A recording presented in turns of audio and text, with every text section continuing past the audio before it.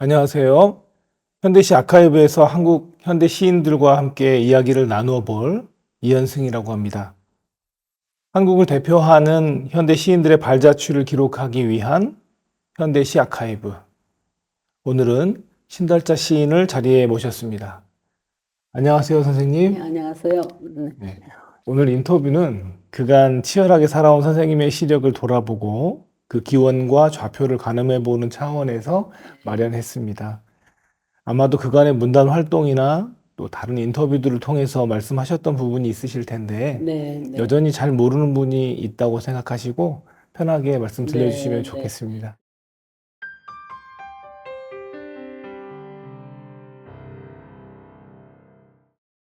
그 선생님의 시적 기원에 대해서 먼저 여쭤보고 싶습니다. 네.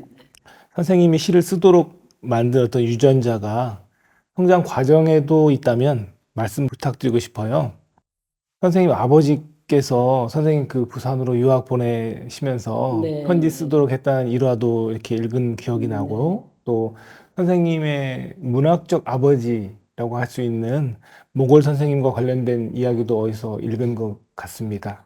그 선생님 성장 과정이나 또 선생님이 그 모골 선생님과 관련해서 가지고 계신 어떤 일화들 이런 것들이 있다면 같이 청해 들어보고 싶습니다. 네. 제가 문학이라는 것, 또 시라는 것, 이런 것에 대해서 생각하게 된 최초의 원인은 아버지였습니다. 제가 중학생 때인데 그 아버지 일기장을 우연히 보게 됐어요. 근데 그 아버지 일기장은 그때 5권이었어요. 근데 그 일기장이 첫 번째 이렇게 말이 똑같은 거예요. 5권이. 근데 그 첫 줄이 뭔가 하면 오늘도 나는 홀로 울었다. 이렇게 돼 있는 거예요. 그 일기장 첫 줄마다 전부. 예. 그런데 나는 그때 너무 충격을 받은 게 아버지는 그때 돈도 많았고 또 주변에 친구도 많았고 아버지는 뭐든지 안 되는 게 없는 사람이었는데 오늘도 나는 홀로 울었다. 요일마다 그게 쫙 있는 거예요. 첫 문장이요. 네네. 첫 줄이 전부 일기장에. 근데 이제 그걸 보고 좀 충격을 받았죠. 근데 아버지는 저렇게 뭐 여러 가지 다 잘 되는 사람인데 왜 홀로 울었을까? 왜 홀로라는 단어를 아버지가 이렇게 많이 사용할까? 이제 이런 생각을 하면서 왜 사람의 마음은 볼 수가 없지? 이 생각을 하게 된 겁니다. 예. 그래서 이제 그 사람의 마음을 볼 수 있는 거는 뭘까? 그게 혹시 노래나 뭐 이제 시나 뭐 이런 문학 쪽이 아닐까? 이제 소위 말해서 책이라는 것이 마음을 보게 하는 게 되지 않을까? 이런 생각을 이제 막연히 했죠. 제가 이제 부산으로 전학을 갔는데 그 전날 아버지가 너는 글씨가 나쁘니 나한테 일주일에 한 번씩 편지를 써서 내 마음에 들면 용돈을 올려주겠다. 이렇게 이제 약속을 한 겁니다. 그래서 이제 제일 처음에 가서는 뭐 옥체 만강 하옵시고 뭐 이런 네, 막 그런 식으로 썼어요. 그랬더니 그달 용돈이 안 왔습니다. 편지는 이렇게 쓰는 게 아니다. 네가 생각한 마음을 풀어서 써라. 이렇게 말하셨어요. 그 마음을 푼다는 게 또 무슨 말일까? 그런 생각까지 이제 했던 것이 최초의 문학의 기원이라고 저는 할 수 있고요. 아버지만 그런 게 아니라 저희 어머니도 저에게 굉장히 탄력적인 문학성을 준 사람입니다. 똑같이 중학생 때 어머니가 장에 가서 이제 장을 보고 오셔서 이런 이제 마루에다가 탁 놓으시면서 이렇게 턱 소리 놓으시면서 이렇게 말했어요. 그 어물장의 양씨가 죽었더라. 이러는 거예요. 그래서 뭐 그 사람이 죽었던 말도 나는 관계 없으니까 왜 죽었대? 뭐 이러면 속이 터져 죽었지. 뭐 그래요. 예. 속이 왜 터져? 속이 썩으면 터지니라. 근데 그 말이 죽은 양씨가 아니라 자신 보고 하는 것 같은 거예요. 어머니 자신을. 사람의 속은 터지는 것이 있고 썩는 것이 있는 것이구나. 그것이 어쩌면 아버지가 말한 마음하고 연관이 있는지 모른다. 이제 이런 생각들을 이제 하게 되는데 지금까지를 이렇게 생각해 보면 그 속 터지고 썩은 것들을 언어로 내 속에서 드러내는 일이야말로 문학이다. 이렇게 이제 생각하기도 한 거죠. 그런 것들이 문학의 어떤 지향점으로 저에게 작용했을 것이다. 그래서 문학의 기원은 아버지, 어머니가 다 저에게 작용했다라고 저는 생각을 하고 있습니다. 네. 그 후에 이제 사실은 본격적인 시쓰기의 기원이 되는 것이 모골 선생님. 네, 모골 선생님이죠. 그 모골 선생님은 대학교 때 그 이제 우리 이제 백일장 또 무슨 문학의 밤 이런 때 꼭 오셨어요. 네. 이제 김남도 선생님이 모셔온 거죠. 네, 네. 그래갖고 이제 오셔서 인연이 됐는데 본격적인 모골 선생님과의 인연은 제가 이제 결혼을 하면서 모든 걸 놨습니다. 문학도 뭐 모든 걸 사람의 인연도 전부 놓고 이제 이렇게 사는데 그 우울증이 왔었어요.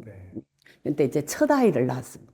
근데 이제 우울증이 와가지고 굉장히 이제 고생을 했었는데 이제 아이를 눕혀놓고 정말 입은 그대로 그냥 버스를 타고 나간 거예요. 근데 이제 나갔는데 제가 내린 게 종로 2가예요. 근데 거기서 우연히 박목월 선생님을 만났어요. 아, 종로 2가에서. 네, 종로 2가에서 이렇게 길에서. 네. 그게 이제 인연인데 그래서 이제 저를 이래 보시더니 놀랐죠. 얘가 뭔가 문제가 있는 애구나. 그러니까 이제 선생님이 내가 여기 YWC에 주례가 있는데 아직 시간이 한 3, 40분 남았으니까 신군 나하고 차 한잔 하자 이러시던 그냥 따라 들어갔어요. 네. 그래 갔는데 의자에 이렇게 앉으면서 하는 말이 요즘도 글 쓰나 이러시는 거예요. 근데 그 순간 몸이 확 깨어나는 기분이 들었어요. 아, 내가 지금 상실감에 있고 잃어버린 것들이 이 글이었구나. 그래서 제가 선생님 글을 쓰려고요. 그렇게 예. 그래 이제 그랬더니 그 선생님이 이제 저를 알아보신 거예요. 얘가 생활에 뭔가 문제가 좀 있는 애다.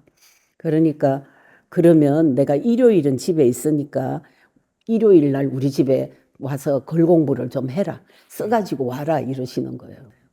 그래서 이제 그분하고 그때부터 결정적으로 해서 64년에 여상 거기 등단했다가 72년도에 현대문학으로 박목월 선생님이 다시 이제 등단을 시키셨죠.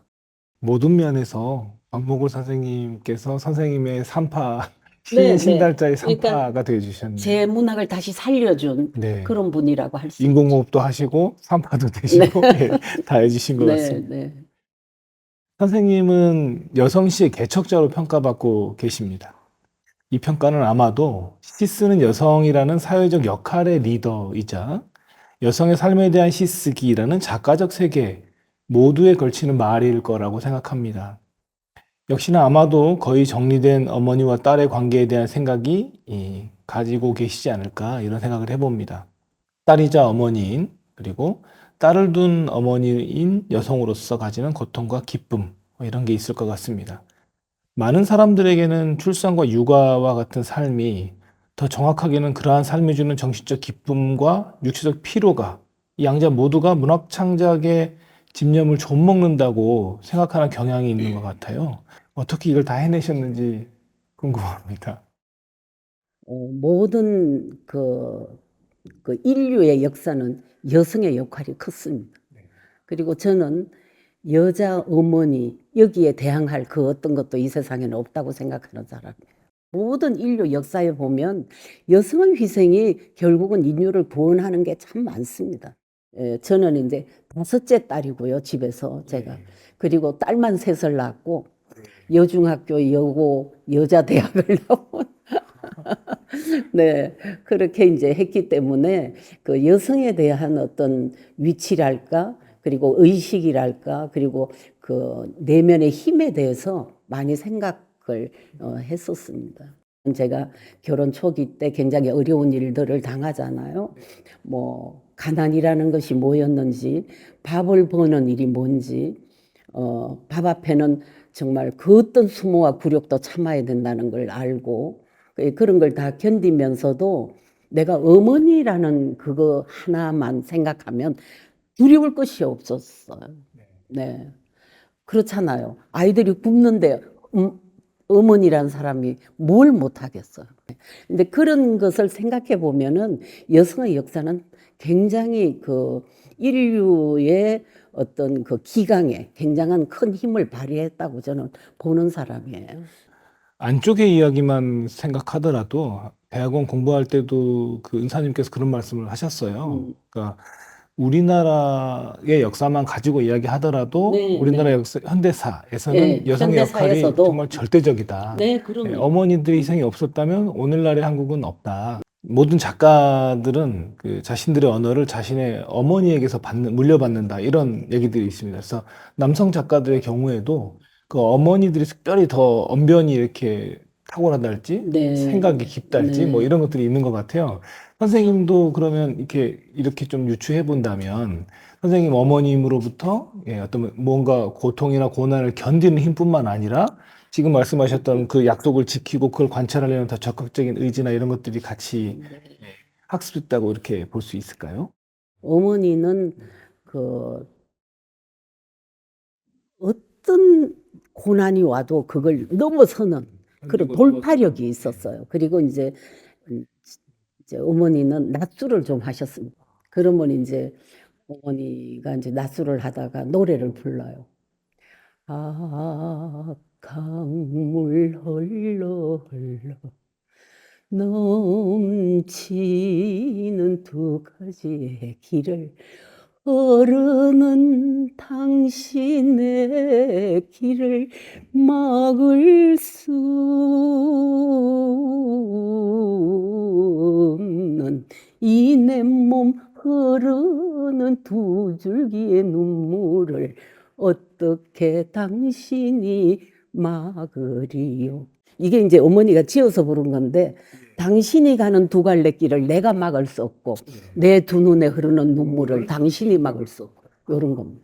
이걸 어머니가 술만 먹으면 불렀어요. 운이 이렇게 딱딱 네, 떨어지는데요? 근데 내가 너무 지긋지긋해서 그 노래 부른다고 막 그러고 뭐 했거든요. 네. 그런데 어머니 돌아가시고 나서 이제 거의 50년이 돼 갑니다. 제가 어떨 때는 이제 집에 있을 때 이제 소주를 한 잔 마시면서 그 엄마 노래를 한번 불러봐요. 예. 그러면 아, 어머니 그때 기분이 이랬겠구나. 그러니까 어머니가 가시고 이제 뭔가 내가 그 자리에 놓였을 때 그게 보이겠죠. 예, 그런 것 같아요. 네, 그럼 이쯤에서 선생님의 작품 열애를 한번 청해 듣겠습니다. 열에 손을 베었다. 붉은 피가 오래 참았다는 듯 세상의 푸른 동맥 속으로 뚝뚝 흘러내렸다. 잘 되었다. 며칠 그 상처와 놀겠다. 일회용 밴드를 묶다 다시 풀고 상처를 혀로 쓰다듬고 딱지를 떼어 다시 덧나게 하고 군것질하듯 야금야금 상처를 환하게 하겠다. 그래, 그렇게 사랑하면 열흘은 걷더니 지나가겠다. 피 흘리는 사랑도 며칠은 잘 나가겠다. 내 몸에 그런 흉터 많아 상처 가지고 노는 일로 늙어버려. 고질병 류마티스 손가락 통증도 심해. 오늘 밤 그 통증과 엎치락 뒤치락 뒹굴겠다. 연인 몫을 하겠다. 입술 꼭꼭 물어뜯어 내 사랑의 입 툭 터지고 허물어져 누가 봐도 나 열애에 빠졌다고 말하겠다. 작살 나겠다.